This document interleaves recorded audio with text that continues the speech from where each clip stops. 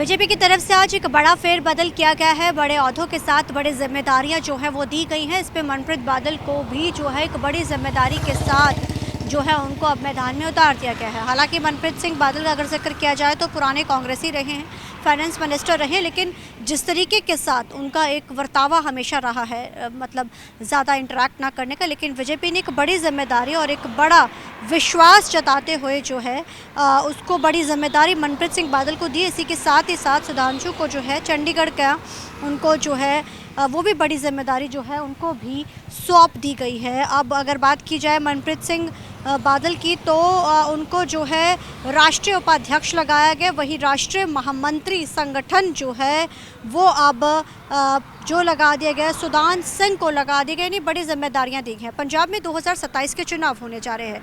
हालांकि ये पहली बार हुआ है कि पंजाब भाजपा के अंदर भी अब जो है बगावती सुर उठने नजर आने लगे हैं।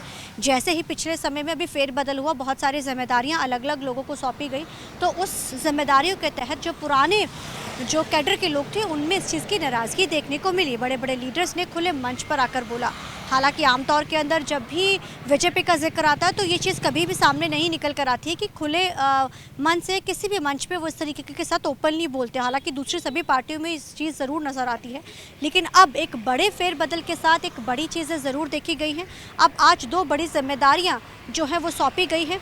अब इस जिम्मेदारी के तहत आने वाले समय में किस तरीके के साथ नाराज़गियों का दौर नज़र आता है या नहीं, अब ये तो समय ही बताएगा। लेकिन हाँ, इस बात का गुस्सा जो है पुराने भाजपाइयों में ज़रूर है, जो ये बात कहते नज़र आ रहे हैं कि जो बाहर यानी जो कांग्रेस के लोग जो बीजेपी में आए थे उनको बड़ी जिम्मेदारियां दी गई हैं।